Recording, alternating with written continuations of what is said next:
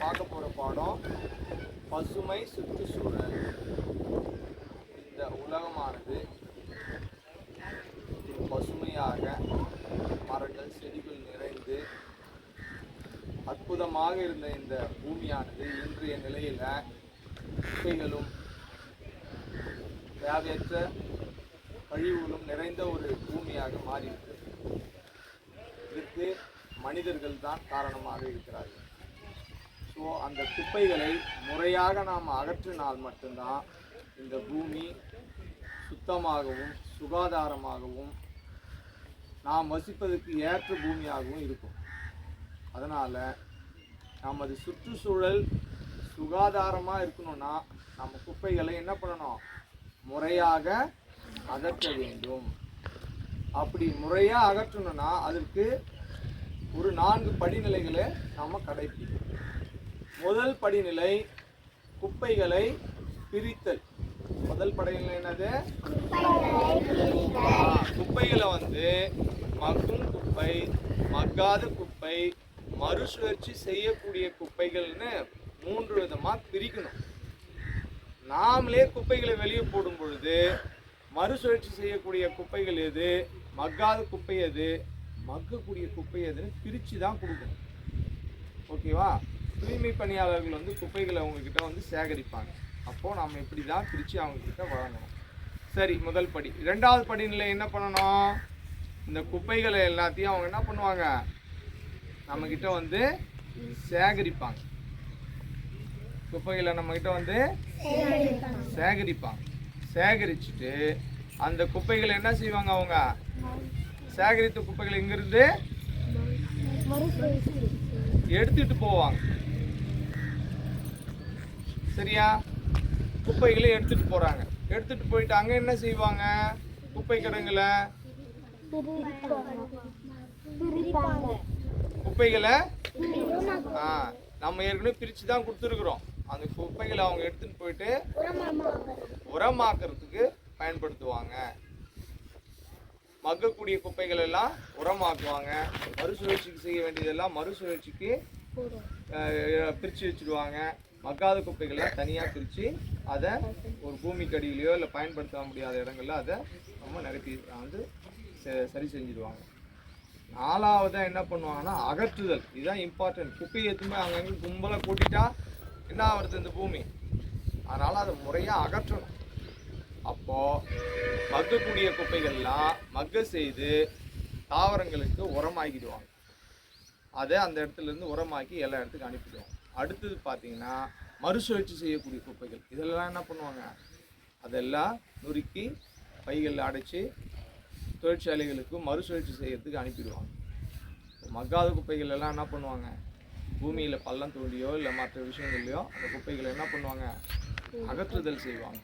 So அதனால் இந்த குப்பைகளை முறையாக மேலாண்மை செய்யணும். அதில் நம்மளுடைய பங்களிப்பும் இருக்கணும். அரசாங்கம் மட்டுமே இது செய்யணும்னு நினைக்கக்கூடாது. நாமளும் என்ன செய்யணும்? குப்பைகளை முறையாக பிரித்து வழங்கணும் தூய்மை பணியாளர்கிட்ட. ஓகேவா? செய்வீங்கள? ஓகே. அப்போது குப்பைகளை அகற்றுவதில் இல்லை மேலாண்மை செய்வதில் 4 படிநிலைகள் இருக்குது. என்னென்னு சொல்ல முடியுமா? சேர்ந்துதா சொல்லி பார்க்கலாம். கழிவு மேலாண்மையுடைய படிநிலைகள் என்னென்ன? குப்பைகளை பிரித்தல், குப்பைகளை சேகரித்தல் மற்றும் எடுத்து செல்லுதல், குப்பைகளை மறுசுழற்சி செய்தல் மற்றும் உரமாகுதல், குப்பைகளை அகற்றுதல். சூப்பர், சூப்பராக சொன்னாங்க பாரு. தெரிஞ்சுதா? கழிவு மேலாண்மையுடைய படிநிலைகளை சொல்வியா? Yes sir. ஓகே, சொல்லி பார்க்கலாம். கழிவு மேலாண்மையின் படிநிலைகள் என்னென்ன? குப்பைகளை பிரித்தல், குப்பைகளை சேகரித்தல் மற்றும் எடுத்து செல்லுதல், குப்பைகளை மறுசுழற்சி செய்தல் மற்றும் உரமாகுதல், குப்பைகளை அகற்றுதல்.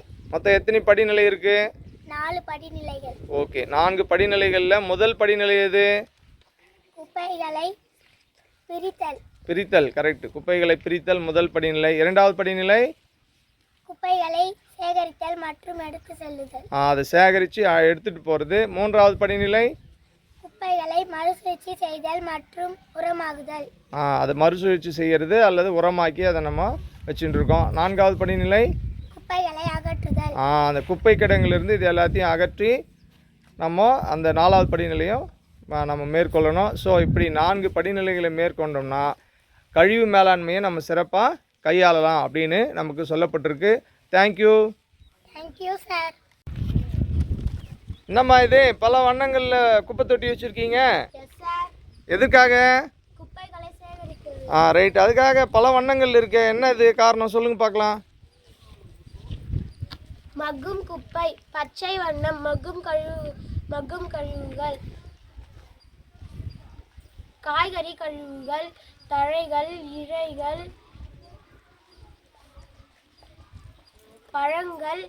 பழங்களின் தோல்கள் இவையெல்லாம் இதில் போட வேண்டும். Very good. அடுத்தது நீல வண்ணத்தில் இருக்க என்னது இது? மறுசுழற்சி செய்யக்கூடிய கழிவுகள். நீல வண்ணம் மறுசுழற்சி செய்யக்கூடிய கழிவுகள், நெகிழி குடுவைகள், காகிதங்கள், காகிதத்தாள்கள் இவையெல்லாம் இதில் போட வேண்டும். Very good. ஓகே. மக்காத குப்பை மக்காத பொருள்களான பீங்கான் குடில்கள், லஞ்ச் பேக், கேரி பேக் இவையெல்லாம் இதில் போட வேண்டும். Okay, very good. ஸோ அப்போ நம்ம என்ன பண்ணணும்? குப்பைகளை போடும் பொழுது மக்கும் குப்பை, மறுசுழற்சி செய்யக்கூடிய குப்பை, மக்காத குப்பைன்னு பிரித்து நாம் குப்பைகளில் தொட்டிகளில் நம்ம போடணும். தேங்க்யூ ஃபார் வாட்சிங்.